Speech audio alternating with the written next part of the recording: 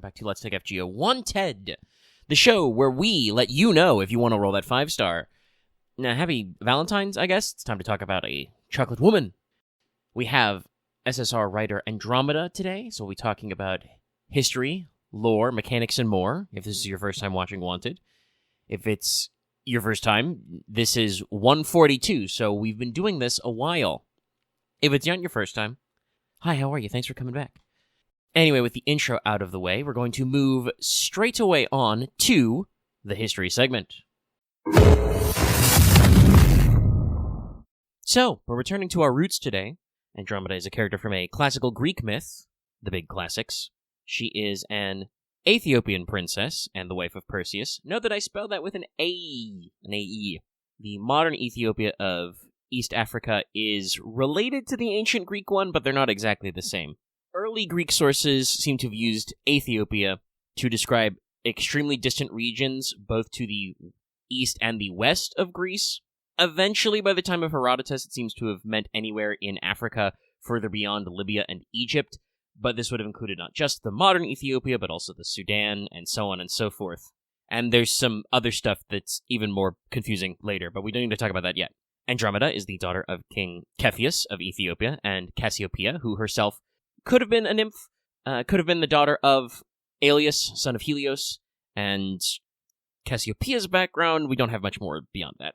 The name Andromeda likely means something like protector or minder of her husband. It's from the same root as man, andros, and then the meda part is from the same verb which gives origin to the name Medea, to be aware of, to rule something, to consider things, and other verbs along that line. Now, the myth is pretty simple. According to the traditional sources, Cassiopeia boasts that either she or her daughter Andromeda, there's multiple variations on that, or both, are more beautiful than the Nereids, the 50 or so ocean nymphs who are often in the coterie of Poseidon. So naturally, of course, this bothers Poseidon, and as a response he sends the horrible sea monster Ketos to flood the coast of Cepheus' kingdom, and after consulting an oracle, usually the oracle of Zeus Amon, Cepheus is informed the only way to appease Poseidon and calm the Ketos is to sacrifice his daughter by chaining her to a rock facing the sea. Of course, yes, perfectly normal. Now, to explain Ketos, that's a type of sea monster that appears in a couple of legends and a lot in art. The general etymology of the name just seems to be any sort of sea monster. Obviously, if you're familiar with your biology, the word usually said cetacean, but I guess should probably technically be pronounced Ketacean. Anyway, that's the order that contains whales and dolphins. But it comes from the same root, so Ketos could be a massive whale, or it could be a sea serpent, not unlike a dragon, or it could be something a little more weird. A monster the size of a boat with a 40-foot skull and the head of a hound or a boar. In art, the Ketos, or a Ketos-like creature, is often depicted as a mount for the Nereids. Also, to add to our geographic range and further confuse this myth, typically, traditionally, in more current versions of the myth, Andromeda is supposed to have been chained to a rock at the port of Jaffa, which is the coast of modern-day Tel Aviv. This is moderately far from where Herodotus would have placed Ethiopia, though is connected to the Phoenicians, so it's not crazy out of the way, as we might discuss in a second. But yeah, it's a whole thing. Also, she's usually described as being chained naked to the rock. That's not important right now, other than that it made finding images for this video very tough. So, she's chained to the rock, she's going to be eaten by a horrible sea monster. Enter, in a huge coincidence, the hero Perseus, returning from having recently slain the Medusa somewhere on the island of Sarpedon, which might be beyond Gibraltar. Watch my Medusa Saber video from like a year ago if you want to untangle that one. Anyway, he's passing over North Africa using his flying sandals after petrifying King Atlas to form the Atlas Mountains, not the god Atlas, and spots the bound Andromeda. He is struck by her beauty and flies down to ask her who she is and where she comes from, which is a little awkward, but after finding out who she is, he asks for her hand in marriage.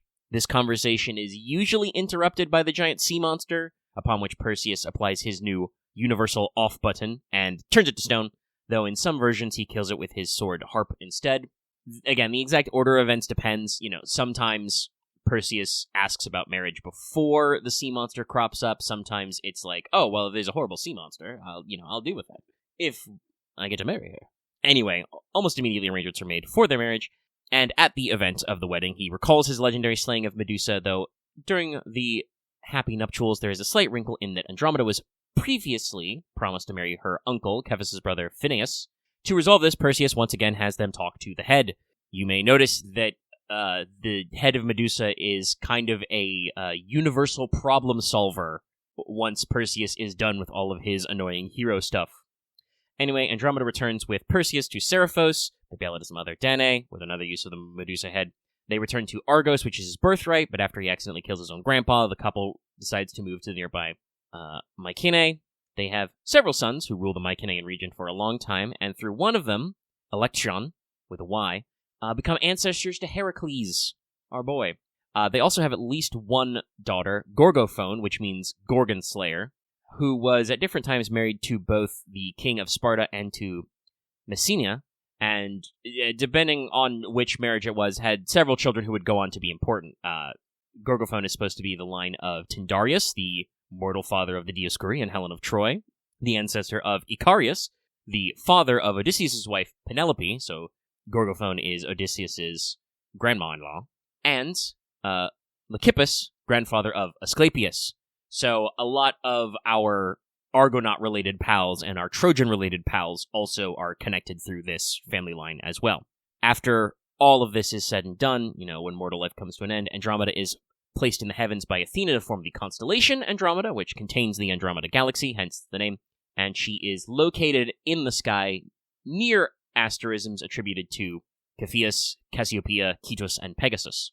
I think Perseus is also somewhere close by, but there's lots of asterisms we're looking for. Now, for this, we have a couple of different historical sources on Andromeda, including obviously our pal Ovid in Metamorphosis, but also the unfortunately lost plays of Sophocles and Euripides, and various depictions in classical art. Andromeda seems to have influenced many princess and dragon sort of narratives which come from this, and then this, when Ovid was basically rediscovered during the Renaissance, led to some blending of sources. Parts of the structure of St. George and the Dragon got mixed into that. Usually from the Renaissance period onward, Perseus was on the back of Pegasus at the time, which is not how most of the Greek versions go, because he has flying sandals. But, the Renaissance painters and poets were like, ooh, flying horse, we can combine these. Additionally, if you want to talk about confusion, Ludovico Arisotto basically lifted the events of Andromeda and Perseus and put him in Orlando Furioso with Ruggiero rescuing Angelica. This leads to a lot of confusion in art history because depictions of that scene from Furioso are incredibly easy to confuse with Andromeda. Also, as kind of a interesting historical note, because it will segue into our discussion of the character design later, there's actually a little bit of debate on the skin tone and ethnicity you should depict Andromeda as. In the Renaissance and on, she is, guess what, usually depicted as white. And this is probably because of some confusion from Metamorphosis and the fragments of Euripides' play we have, where Andromeda is described as looking like a marble statue. Marble is obviously pretty pale in its natural state, but we have rediscovered a lost common knowledge that during Ovid and Euripides' time, marble statues, especially of deities, were painted, so it could have been any coloration. The statue-like quality was more talking about, she's chained to a rock. The name Aethiopia in Greek probably refers to something like sunburned, and the Greeks applied it to any number of dark-skinned nationalities they knew of, including some in Asia. They were like, oh yeah, the Aethiopia of Asia. Writer Philodemus in the 1st century BCE describes her as Indian, and in non-Metamorphosis sources, so does Ovid. And obviously the placement of Jaffa is in the Levant. It's in modern-day Israel and, the region where the Phoenicians were. There's some depictions in, pottery and the like, which might have suggested that she's mixed race. That scans because Cassiopeia is supposed to be a daughter of Aeolus, and that's the founder of one of the 4 big Greek tribes, the Aeolians. They originally come from Thessaly on the Greek mainland, and they spread out to further islands. He's called the king of Ethiopia. Cepheus' own parentage is ambiguous. There's a couple of mythological sources for him, but he's probably descended from Poseidon and Libya, the mythological figure from which the region of North Africa is named, or several other legendary Phoenicians.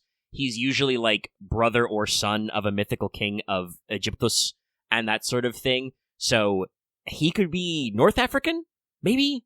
I don't really want to dig too deep into that, but it's a thing to consider because it is very interesting to note that I read the whole Ethiopian thing, and I was like, wait a minute. I'm pretty sure all the pictures I've seen drawn of Andromeda are white. So it's something that people have been catching throughout modern history. And of course, as we move into the lore section, FGO mostly uses this to explain why they made a tanned tomboy princess. No, seriously, in her profile they mentioned that she is, of tanned skin, but that the ancient Greek Ethiopia probably isn't literally modern Ethiopia, but could be, thanks Herodotus. On that point, there's not really much else to say about her design other than that Lack, her artist, really likes drawing Andromeda. The gallery on the wikis has a lot of just art Lack has posted, not necessarily apropos of anything. And her Fate-related history is pretty straightforward. Perseus is a character we've known in Fate for a long time. In Fate Prototype, he was writer, and is supposed to have existed as a writer and Lancer in FGO's code for, forever, but is still unused. He also appears in some flashbacks in Hollow Ataraxia, so his design has been through a couple of variations. I believe at one point in Hollow Ataraxia, Medusa describes him as a successful Shinji, a kind of, out of his depth, down on his luck type guy who's, a little scummy, but could be a better person. Obviously, Medusa is a little biased, though, but, there's some design notes about him going on out there. The Ketus appears to be a kind of giant mechanical whale in her noble phantasm, which fits our current vibes of the Olympian gods, though they do say the actual Ketus could be a dragonkin. I believe Andromeda's response is Ketus. Also, further throwing the locational trick out of whack, this may just be that, I don't know, maybe the research team thought it sounded cool and didn't think too hard about it, but they say that the original Ketus, being turned to stone, sank into the Ethiopian Sea, which is an old-school way to refer to the South Atlantic Ocean off the coast of West Africa, and modern Ethiopia is on the Horn of Africa on the other side. So, man, what's geography? Also, the logic here is that because he got turned into a rock, that's how Andromeda can use it as a noble phantasm, because she is connected to the oracle chains which bind her to the rock. So Ketus is now a rock, so ipso facto, she's changed to Ketus. Ketus is also mentioned in Gorgon's NP, Pandemonium Ketus, where she unleashes her full Eldritch Monster powers. This probably does just mean sea monster in this context. It could just be that, about, I want to say 7 or 8 years of art direction they've changed some things, but it could also just be that, like I said, Ketus is kind of just sea monster. Despite everything, Andromeda still likes to swim, and she's going to be a major character in this upcoming Valentine's event, Beyond the River of Chocolate, which should feature her backstory and characterization pretty heavily, so you're going to have to read that one if you want to know more. Let's go to mechanics. And now we make the jump to mechanics, which will be even more straightforward. So, Andromeda is a 5-star rider. She's pretty strongly weighted to HP over attack, pretty big HP numbers. Her deck is QQ. Average hits. NP gains a little higher at 0.6 something. It's 6.2 or something. You can see it on screen. Her NP is AoE Quick.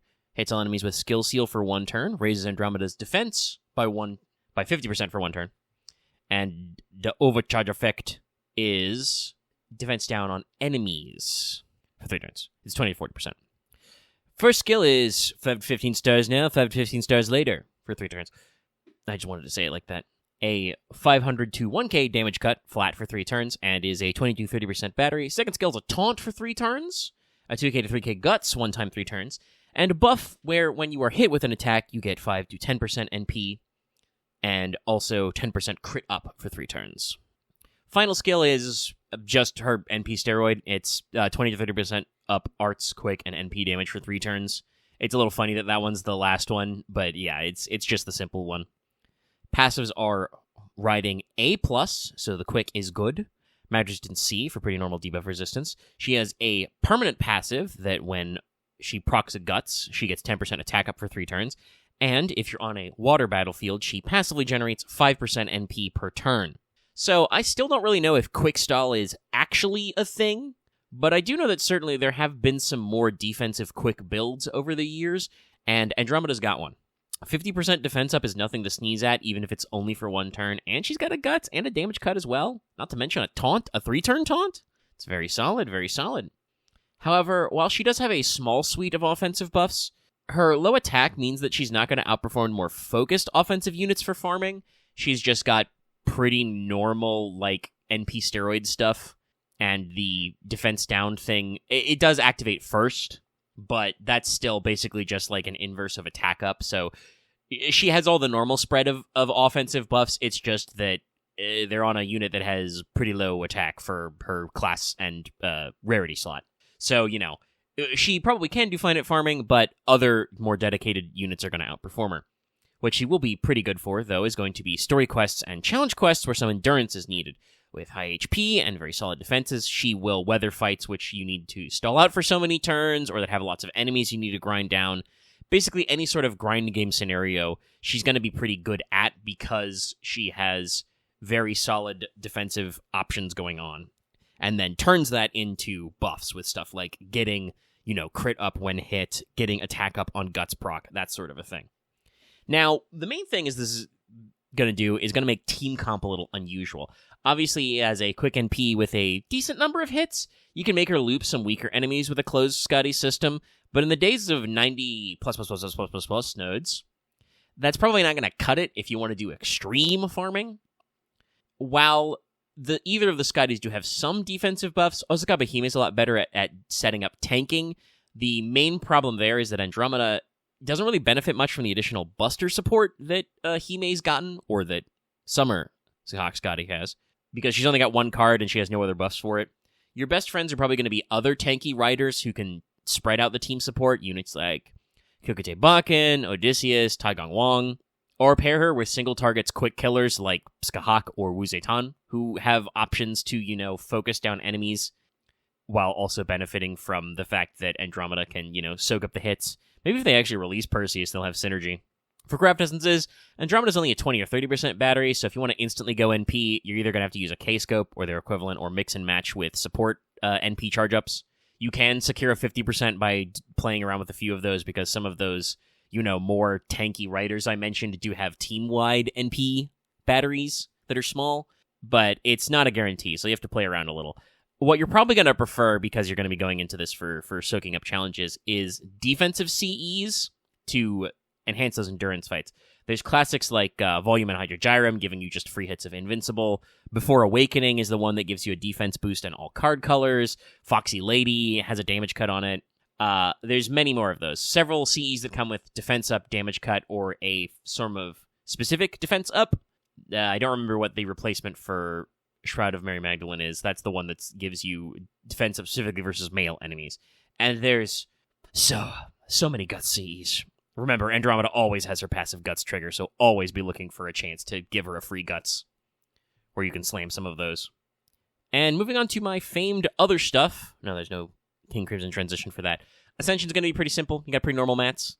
It is going to require some chains. This is bad news because her skills also require lots of chains, and they're not insignificant amount of Aurora steals. So keep all that in mind. Bronze mats, baby. If you want to roll Andromeda in this calendar year, this is probably your only chance. I mean, it kind of makes sense because she is debuting in this calendar year, but yeah, she's going to come out in Valentine's this year, and no more banners were predicted in JP for her. They might squeak one more in, but don't count on it. But the next calendar year is the year of everybody gets 99999 banners, so you will have way more chances to roll for Andromeda, either on the Grand Duel or on the weekly cast campaigns, and many other things. And of course, she's a limited SSR, so you will be getting a chance to get her on Lucky Bags and other GSSR also. And honestly, that's about it, everybody. Hopefully the water's fine. It's not warm right now. It's freaking February, and it's record cold here, but you should enjoy your rivers of chocolate. I feel like that kind of petered out at the end, but I got to the end of the script, and I was like, yeah, I don't have anything else to add. Let's outro. And that means that's going to be the end of another video here at Studio Omega. Make sure you like this video, leave your comments down below, join our Discord, or join channel memberships. That could be cool, too. Join the channel memberships. Give me a little money. Get a little badge. Anyway, if you want more, be sure to check out our podcast, Let's Talk FGO. Last week's episode, we did a full pregame on what's going on with this event. If you need to look up that, see how that's going to go. Make sure you're subbed for more, as there will be more Wanteds in the future, and more of other things, like the podcast, Let's Talk FGO. And consider supporting us on Patreon. Could have gotten this video early, for about $5 a month. At other levels, you can do other stuff. And we'll have more to say about that after the musical outro.